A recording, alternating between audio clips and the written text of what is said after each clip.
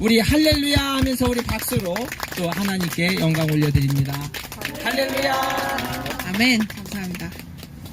오늘 이제 추운데 이렇게 오다 보니까요, 아침에 집을 딱 나서가지고 그 차 준비 막 하고 나오다가 키가 트렁크에 딱 들어갔어요. 그러니까 딱 닫는 순간에 키 생각나는 거예요. 그래서 생각하다가 얼른 이제 온라인으로 이제 그 칼키 락아웃 한 거 이렇게 설치해 보니까 오는 회사들이 있더라고요. 그래서 불렀는데 1시간 반 정도를 걸리더라고요. 그래서 계속 올 줄 알고 계속 서서 기다리다 보니까 이미 밖에서 1시간을 얼고선 여기로 왔어요. 그래서 좀 추워요.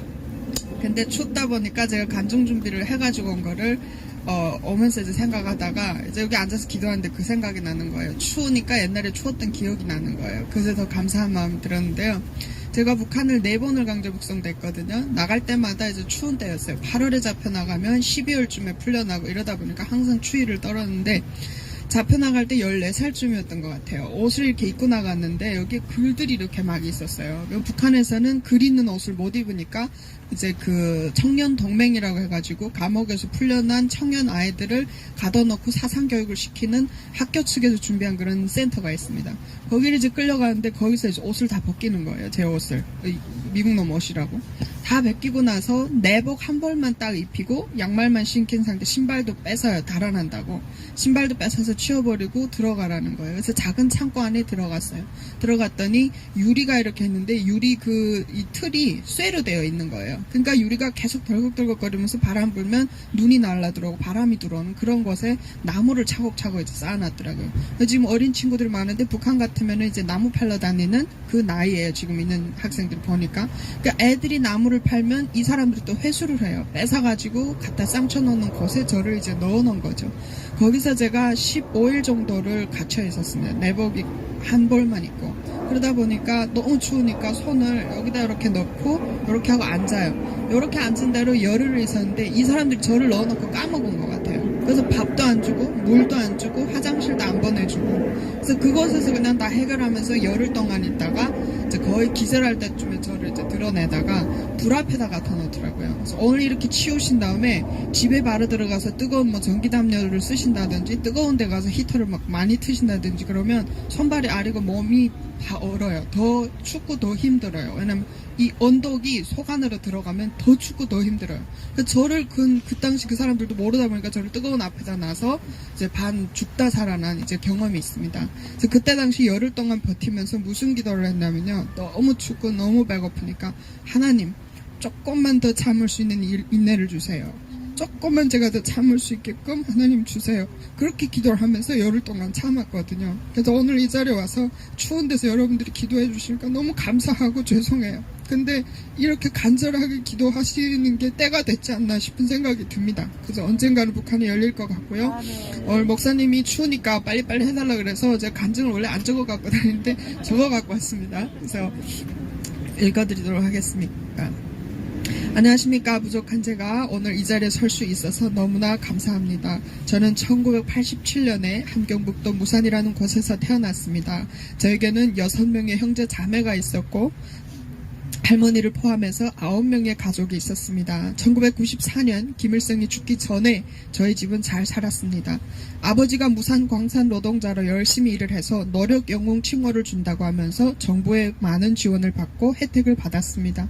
어머니는 무산광산 선전대 독창 가수여서 여기로 말하면 로컬 가수입니다. 그러다 보니까 고생도 안 하시고 어디로 가든지 떠받들리며 살았고 또 외동딸로서 어머니에게도 사랑을 받으며 살았습니다. 하지만 김일성이 죽음 이후 모든 정부의 지원이 중단되어 나라만을 위해 일하던 모든 이들이 돈을 벌 줄 모르기 때문에 다 굶어 죽었습니다. 저희 아버지는 그 당시 저희를 살리기 위해서 직장에 뇌물을 주고 아는 사람들한테 사정을 해가면서 직업을 옮기셨습니다. 그 직업은 나무를 직장 직원들의 땔감을 해결을 하는 직책을 맡아서 무산군 무남리라고 하는 곰이 살고 진짜 멧돼지가 사는 심심산골 무남리 절골이라는 곳으로 이사를 갔습니다. 저희는 산에 나무를 베어내고 뿌리를 파고 돌을 주워 나르면서 밭을 일구어서 농사를 짓기 시작했습니다. 하지만 북한 땅에서는 심심산 그 어디를 가서 토질이 아무리 좋은 곳을 가서 농사를 짓고 해도 또 아무리 부지런히 일을 해도 그 땅에서는 그 어떤 수확이 더 이상 나지 않았습니다. 그 이유를 저는 중국에 와서 신학 공부를 하고 나서 많이 큰 다음에 성경책을 통해서 알게 됐습니다. 창세기 4장 12절에 보면 내가 밭을 갈아도 땅이 다시는 그 효력을 내게 주지 아니할 것이요 너는 땅에서 피하여 유리하는 자가 되리라. 저는 이 말씀 보면서 어렸을 때도 생각했습니다. 아, 그래서 나는 탈북자가 되어서 세상의 고아가 되어서 이렇게 떠돈다. 그런 생각을 하면서 회개하기 시작을 했고 기도하기 시작을 했습니다. 어느 날 저는 칫솔질을 하면서 텃밭에 있는 무밭을 봤습니다. 근데 어떻게 실수로 무를 툭 쳤더니 무가 부러지는 겁니다. 이렇게 실한 무가. 주워서 이렇게 안을 들이다 보니까 국수벌레라고 하는 이 길쭉길쭉한 벌레들이 무 안에 가득 차 있고 중간에 심만 남아 있는 겁니다. 그걸로 인해서 잎사귀는 엄청 무성하게 큰데 무 전체는 벌레에 꽉 차 있었습니다. 그리고 또 채소 농사는 그렇게 망했고 배추도 그렇게 망했고 또 감자밭에 풍년이 왔다고 좋아하고 좀만 더 있으면 감자들이 알알이 맺겠구나라고 기대를 하고 있는데 어느 날인가 보배벌레라고 등이 볼록하고 점이 똑똑똑똑한 벌레들이 있습니다. 그 보배벌레 떼가 하늘이 보이지 않을 정도로 밭에만 무리지어서 날아다니면서 곡식들 잎사귀에 앉아서 갉아먹기 시작했습니다. 그리고 푸른 메뚜기 떼, 우리는 북한에 있을 때 메뚜기를 잡아서 뜨거운 가마에 볶아서 먹기도 했습니다. 이게 고단백이라고 해가지고 많이 먹었어요. 근데 그 해 정말 이 메뚜기 떼가 감자밭에 들어가서 앉으면 줄거리부터 잎사귀는 아예 없어지고 줄거리도 노랗게 됩니다. 파란 물을 다 빨아먹고 다 갉아먹어가지고요. 그렇게 감자밭, 옥수수밭이 다 엉망이 됐습니다. 그런 상황에서도 조금이라도 남아있는 땅속에 남아있는 감자들이 있다고 하면 멧돼지들이 와서 고랑을 다 뒤져서 감자 농사는 망쳤습니다. 또 옥수수밭의 옥수수는 애기 주먹만 하고 그 반은 깐부지라고 해서 까만 가루가 되어 있었습니다. 그나마 남은 것이 있다면 다람쥐들이 와서 다 뜯어가고 곰이 와서 밭을 탕쳤습니다.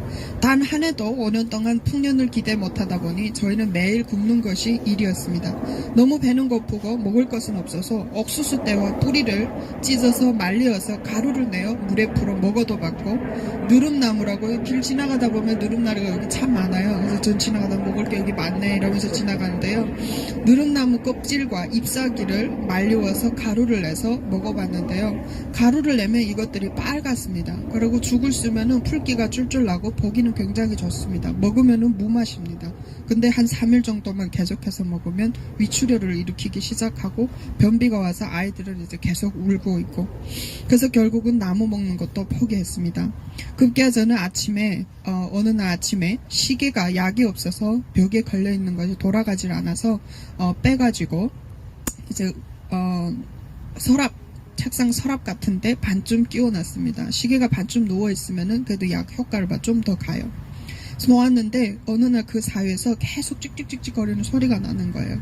그래서 이렇게 가서 들여다봤더니 그 시계장으로 쥐가 들어가가지고 안에 이제 갇혀버린 거예요. 나오지를 못하고 있는데 그걸 잡아서 죽이려고 했더니 저희 할머니가 장갑을 끼고 가서 쥐를 잡아서 할머니한테 갖다 달라는 것입니다. 그래서 저는 장갑 끼고 쥐를 잡아서 막 보등대는 쥐를 잡아서 할머니한테 넘겨드렸습니다.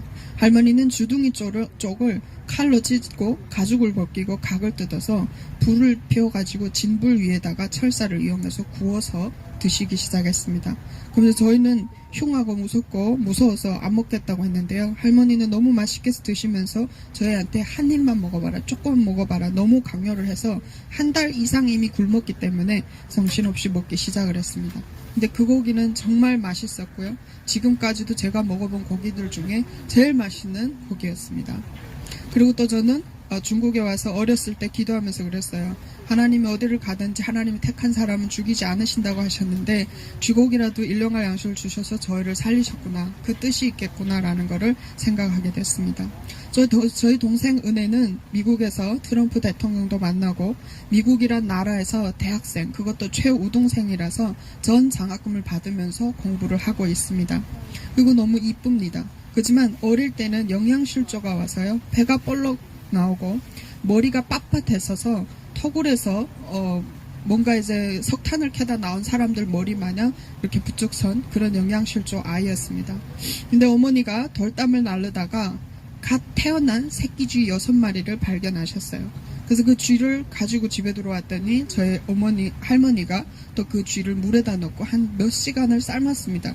근데 그 물에서 동동동 떡만 있지 아무리 끓여도 이게 없어지질 않는 거예요. 그래서 그대로 동생 앞에 놓고 이거 먹어야 산다. 그러니까 네가 먹어라.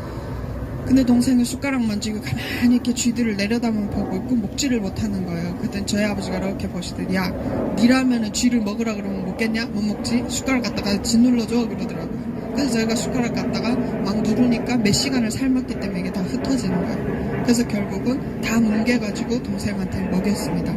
제일 영양실조가 심했기 때문에 동생한테 먹였는데 15일도 지나지 않아서 머리가 새까매지면서 착 들어 누웠고요. 배가 이렇게 나서 펠럭하던 이런 배가 다 들어가서 정상 아이가 됐습니다. 그래서 지금은 머리도 길고 이쁜 30살 된 아가씨가 됐습니다. 저는 이런 생각을 해봤습니다. 도대체 어떤 나라기 때문에 쥐고기로 영양 보충을 해야 되고 쥐를 먹고 살아야 되고 나무 풀뿌리를 캐 먹어야 되고 옥수수를 먹는 게 아니라 옥수수 대와 뿌리를 캐서 먹어야 될까? 왜 이 나라가 이렇게까지 험악하고 사람이 살 수 없는 정말 지옥 같은 곳이 됐을까? 그 생각을 해봤고 또 왜 농사가 도대체 되지 않을까? 새싹이 나서 어느 정도 잎이 올라오려고 하면 우박이 쏟아집니다. 그래서 잎사귀가 다 깨지면서 곡식은 망하고 또 그나마 남아서 조금 괜찮을까 하면은 홍수가 나서 다 밀어버립니다. 그리고 가을쯤 돼서 채소 아직 거둘 때 되지도 않았는데 서리가 내려서 다 얼어버립니다. 결국은 제가 기억나서 7살 때부터 중국을 건널 때까지 한 10살 반 되는 동안 단 한 번도 제대로 농사가 된 적이 없습니다. 지금도 여전하고요. 그 이유를 저는 성경을 보면서 다시 깨닫게 됐습니다. 주님의 종들과 성도들을 총살하고 성도들을 핍박하고 그 가족을 멸절하고 자기가 신이 되어서 대를 이어가며 악의 영으로 살아가고 있는 김과 일가 때문이고 이것은 주님이 없는 나라, 우상 숭배의 나라, 마귀의 통치로 사는 나라에게 이러하게 됐다라고 저는 이해를 하게 됐습니다. 저희 아버지는 자식을 살리려고 중국에서 식량 구입을 해오다가 체포되어 온몸에 고문으로 피투성이가 되어서 기차로 인해서 다른 감옥으로 이송 도중 기차 안에서 물 한 모금 못 드셨고 밥 한 숟갈 못 드신 상태에서 앉은 자세로 굶어서 돌아가셨습니다. 그 당시 저희 아버지 도움을 받았던 분이 옆에서 그걸 지켜보고 아버지가 죽어서 사람들이 막 우왕좌왕할 때 탈출해서 중국으로 가던 길에 저희 집에 들려서 아버지의 죽음을 알려주셨습니다. 그렇지만 북한의 공식 서류상에는 거기서 탈출하려고 했기 때문에 중국 도강제를 총살해서 죽였다라고 되어 있습니다. 그래서 총살 집안 자식이라서 그 후부터는 어디를 가도 제재를 받았고 사람들과 경찰들, 군인들한테 멸시를 당했습니다. 저희 76세 할머니는 삶은 감자 하나와 누룽지를 드시고 싶어서 이걸 환상으로 보시고 제가 삶고 있다고 생각하고 불을 너무 많이 떼면은 타서 맛이 없다라고 헛소리를 하시면서 잠이 드셨습니다. 근데 아침에 일어나서 보니까 할머니가 제 옆에 안 있고 발 밑에 내려가서 손을 배 위에 곱게 얹고 다리를 모으고 숨져 있었습니다. 10살밖에 안 되는 어린 저랑 여동생, 남동생, 아파서 움직일 수도 없는 어머니가 할머니 시체를 보고 놀랄까봐 밑에 내려가서 숨어서 그렇게 돌아가셨던 겁니다. 한 달 동안 물만 마셨기 때문에 할머니 몸은 미라가 되었습니다. 그래서 10살 되는 어린 제가 할머니를 돌아눕힐 수 있을 정도로 깡깡 마른 대로 돌아가셨습니다. 어머니가 낳고 싶지 않았는데 생겼던 동생은 임신 8개월 될 때 아버지가 총살됐다는 소식을 듣고 어머니가 놀라서 발싹둥이를 낳았습니다. 그런데 그 당시 언니가 아버지 대신 식량 구입을 떠났다가 인신매매 되었다는 소식을 듣고 어머니가 갓 태어난 동생보다 16살 되는 딸을 살려야 되겠다는 생각에 중국에 가서 찾으러 돌아다니는 사이에 동생이 저희 옆에서 굶어 죽었습니다. 저는 어린 동생을 살려보려고 방앗간에 가서 백겨를 가져다가 가루를 내서 물에 풀어서 먹여도 받고요. 소러지라는 풀을 끓여서 걸쭉하게 되면은 먹여도 받고 2달 동안 정말 열심히 살려보려고 어머니 올 때까지만 살려보려고 노력을 했습니다. 근데 결국 품에서 죽었습니다. 지옥의 문이고 마귀의 세상 북한에서 주님이 저를 건지신 것은 그 뜻이 있다고 생각합니다. 어머니와 여동생과 남동생 4명이 중국을 향해서 떠났습니다. 1998년 7월 19일 날 두만강을 건넜는데요. 건너기 전에 제가 너무 어리다 보니까 남동생을 업고 있었는데 어깨가 너무 아파서 더 이상은 업을 수 없어서 제가 포기를 했습니다. 그래서 저희 어머니는 쌍집행이를 짚고 걸으셨기 때문에 저희 셋을 다 거닐 수가 없었습니다. 그리고 여동생은 6살인데 그래도 걸을 수가 있으니까 동생하고 제가 의지를 해서 걷고 남동생은 아는 집에 부탁을 했습니다. 5밤만 자고 나온다는데 동생이 저한테 그 누나에 왜 막내 누나도 데려가면서 나는 안 데려가니라는 거예요. 그래서 어머니하고 그 누나는 하얀 쌀 메고 올 거고 막내 누나는 사탕하고 과자 가지고 올 거니까 5밤만 기다려라라고 얘기하고 떠났습니다. 요즘 선거철이잖아요. 여러분은 선거를 오늘 안 하시고 여기 있어도 총살 안 되지만 북한은 총살합니다. 선택권도 없고요.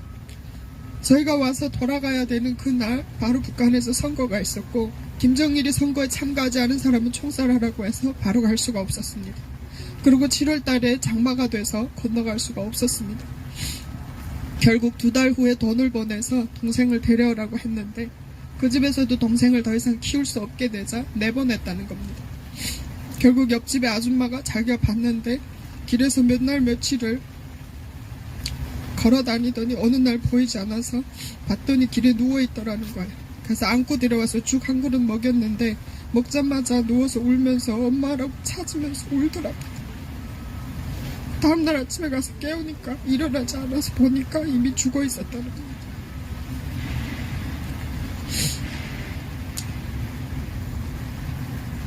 저는 중국에 와서 한 4년 동안 말문이 막혀서 말을 못했었습니다. 그리고 너무 미안했고 조금만 내가 참았었으면 국철이 데리고 왔을 수 있었겠는데 라는 후회 때문에 참 많이 힘들었습니다. 예수님 믿기 전에는 희망도 없었고 소망도 없었고 하루하루 그냥 살아갔습니다.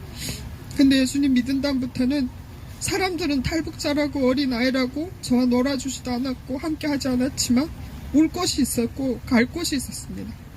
그래서 14살부터 교회를 다니기 시작했고 울면서 기도하면서 잘 버텼습니다.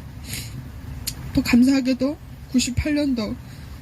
2008년도 윤여한 목사님이 북한에 15,000불이라는 돈을 주고 4번째로 잡혀나가서 총살의 위기까지 갔는데 저희를 사오셨습니다. 그래서 UNHCR에서 수잔 숄트부터 시작해서 많은 분들이 도와주셔가지고 UNHCR 북경 오피스에서 1년 동안 보호를 받다가 미국에 입국했습니다. 저는 북한을 생각하고 저희 고향이 함경북도 무산이고 또 북한에는 팔도가 있습니다. 그래서 제 꿈은 북한 땅에 8개 교회를 적어도 8교회를 세우는 것이 제 꿈이고 그거를 놓고 기도하고 살아가고 있습니다. 그리고 또 제 발이 가는 곳마다 주님을 증거하고 싶고요. 또 이렇게 북한을 위해서 기도해 주시는 분이 있다는 것 자체가 저는 얼마나 감사한지 모릅니다. 왜냐면 코로나 때문에 집에만 있다 보니까 사람들이 너무 힘들어서 본인들도 살기가 힘든데 이러다가 북한 사람들 탈북자들은 잊어먹지 않을까. 이렇게 날이 추워지기 시작하면 사람들이 옷이 없어서 동복이 없어서 보통 사람들도 추운데 제일 힘든 게 탈북자 출신들이 북송이 되면 감옥에서 고생하면서 죽는 것이 안타까워서 날씨가 추우면 그래서 근심이 되고 봄이 오면은 또 풀을 캐야 되고 계속해서 뭔가 먹을 게 조금이라도 있으니까 나은데 두만강을 건널 수가 없어서 힘들고 그래서 여러분들이 기도하실 때 추운 날 얼어 죽지 않고 잘 버텨서 조금만이라도 참아서라도 꼭 저처럼 자유를 찾을 수 있는 그분들이 됐으면 좋겠다라는 것을 놓고 기도를 해주셨으면 좋겠습니다. 오늘 간증은 참 많지만 30분으로 제가 시간을 받았기 때문에 여기서 마치면서 기도하고 마치고 싶습니다. 기도하겠습니다. 아버지, 저희가 무엇을 해야 합니까? 할머니, 국철이 아버지 죽은 지도 25년이 된 것 같아요. 그들의 얼굴이 여전히 희미해지고 기억나지도 않습니다. 그런데 아버지 보고 싶은 마음은 하나도 변하지 않습니다. 아버지, 우리가 무엇을 해야 더 이상은 죽음이 없는 나라가 될 수 있는지 아버지, 저희들의 기도를 들어주시기를 원합니다. 저희가 추운 곳에 나와 기도하고 있지만 저희한테는 선택권이 있습니다. 따뜻한 옷을 입을 수가 있습니다. 북막을 칠 수가 있습니다. 서로 손을 잡아줄 수가 있습니다. 하지만 북한 땅은 그 어떤 것도 허락되지 않습니다. 사탄에 의해서 죽어가고 있는 저 땅을 주님 구원하여 주시옵소서. 아버지, 하나님 있는 한국 땅이 잘 살고 하나님이 없고 인간이 신이 되어 있는 저 나라를 보면서 많은 한국인들이, 많은 세상 사람들이 하나님이 살아 역사하심을 보게 해주심을 감사합니다. 범사에 감사하라고 하셨으니 하나님 감사합니다. 하지만 그들을 위해 중보기도 할 수 있고 그들을 위해 저희가 대신 회개하고 울부짖으오니 그들에게 하나님 사랑의 마음을 허락하여 주셔서 그들을 구원하여 주시옵소서. 우리의 기도가 끊기지 않게 저희들의 마음 또한 주관해 주시고 또 추운데 기도하면서 아프지 않을 수 있도록 지켜주시고 더 많은 이들이 주님께 손들고 기도하여서 저 나라를 구원할 수 있는 우리가 될 수 있도록 이 기도의 장소를 축복하여 주시옵소서. 아멘. 모든 것을 주님께 의탁하며 감사하신 예수님의 이름으로 기도드렸습니다. 아멘. 아멘.